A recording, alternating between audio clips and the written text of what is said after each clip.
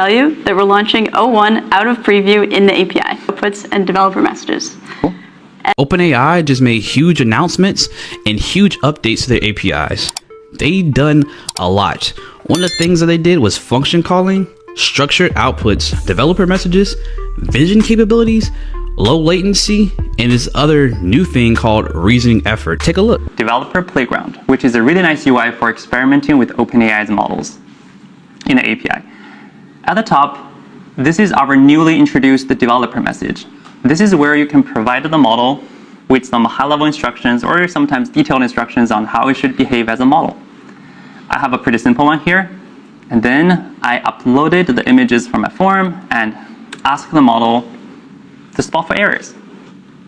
While O1's thinking, let's jump back to my form to take a look at the errors that I had. Get back to us. All right, let's see the model. Great, it noticed the arithmetic error on line 11. I was supposed to use subtraction, that's good. And it also noticed the standard deduction amount is incorrect, which is also... As you see in that example, they were able to have a tax form, images put into ChatGPT for it to see the different images. Not only that, it had a predefined task for it to use, for it to be able to, well, understand that like, hey, we're preparing tax. And so also throughout this thing, well, that's like a new capability where it has that vision capability now to see. And that was also like the developer message was the predefined task. So it understands what exactly it's going to do. But it does have access to a set of functions we provided on the right. Functions are a way for the model to interact with your backend APIs. So here we can take a look at one of those functions. So we provided, it's rendered in a JSON schema, and we provide with a high-level description for what the function does, and the set of arguments the model needs to provide to call the function. So this is our function calling feature. Makes sense. Showed the function calling where they had code that you wrote that ChatGPT can now use to make decisions. So like say you was doing like the taxes in that example. Let's say I wanted to do like write-offs. Now if you had a already predefined code that you wrote that could do write-offs, ChatGPT can now use that code to do write-offs as it's doing its own thing with your work. Not only that, ChatGPT could do structured outputs, which you saw in that example, where it can now push out JSON in the format that you want, which is really helpful for a developer because let's say you're trying to receive mail. You kind of want the mail to go into the mailbox, right? But what if you never knew exactly what kind of mail you're getting, as well as you didn't know exactly where it was coming from? So let's say like instead of every day you're getting mail in your mailbox, you maybe get it in your backyard, your porch, maybe just throw it over your house, who knows? So having a structured way to be like, okay, I'm receiving code and I know I need to check the mailbox. I know it's going to be in there. It's going to be in an envelope. That helps a developer tremendously. But not only that, they had a reasoning effort as well, which helps out because now it helps with expenses. Because with ChatGPT, if you use too much resources on things that don't matter, that's a lot of money potentially as it scales that you don't need. So let's say like somebody came into the chat and said, hey, you may not need to think for a whole entire minute for every single person who says hi. Maybe 10 seconds, maybe 5, maybe 2 for it to think and just spit out an answer. And so that helps a lot with cutting down costs. But let's say you want to do genetic editing. Let's say you want to do taxes. You may want to spend more time to make sure you don't have to owe the IRS any type of money. Not only that, they did huge improvements to the real-time API, which is what controls, well, the voice assistant. So now you can talk to ChatGPT using the voice assistant a lot better now. Check it out. If you've done conferencing, if you've done low latency video streaming, that all uses WebRTC, and that handles, the constant changing of the internet. It'll change your bit rate. It will do echo cancellation. And so what's exciting is now real-time API gets all of these benefits. So if I build an application, things are way easier and it just works. So to lead that in, I'll show you a little demo application to show you how easy it is to do. So here's a little HTML. And just to give you a structure of it, we have a audio element, we have a peer connection. And what the peer connection is, it's kind of this one-to-one connection between you and the real-time API. And so what we're doing today is we're creating this peer connection, and we're saying when the real-time API sends you some audio, put it into that audio element. Next, we capture the microphone and we're adding it to the peer connection. So we're saying we're going to send one audio stream to OpenAI. And then now that we've set up this peer connection, we do an offer answer. And what the offer answer does is it collects up all the information locally, you send it via an HTTP post, and then we respond. And WebRTC then goes and does everything for you. There's no handling of congestion control or capturing the audio or any of those other things you had to deal with before. That's awesome. So how does that compare to the previous WebSockets integration?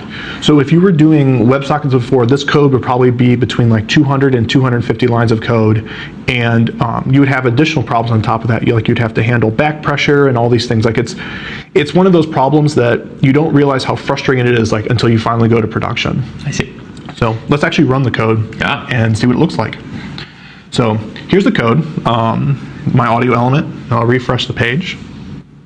Hola, ¿cómo estás? ¿En qué puedo ayudarte hoy? How many days until Christmas?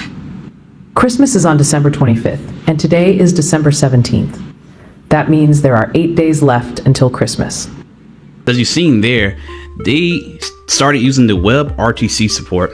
So the WebRTC helps with like video calls already. So if you're doing Zoom, Google Meets, any type of FaceTime call, a lot of times they use WebRTC in the back end, and this helps with like maintaining the signal. So just in case like, you know, you're switching from your Wi-Fi to another hotspot to another, or to your own cell phone provider service, it helps maintain still like the connection between the two users. It also helps with like muting out background noise.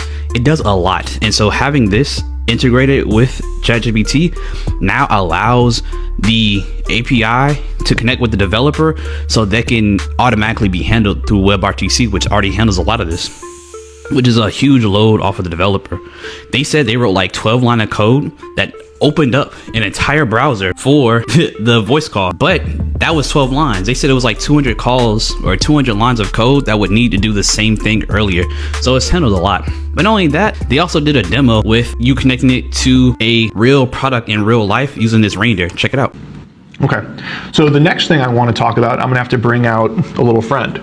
So I wasn't able to get an elf on the shelf this year, so I got a fawn on the lawn, the new official toy. So Fawn on the Lawn has a microcontroller in it. And to give you a sense of, here it is, before I plug it in, here's how big this microcontroller is. Absolutely tiny, like the size of a penny. So I've got the microcontroller in there, and I'm gonna plug in, and we'll see what happens.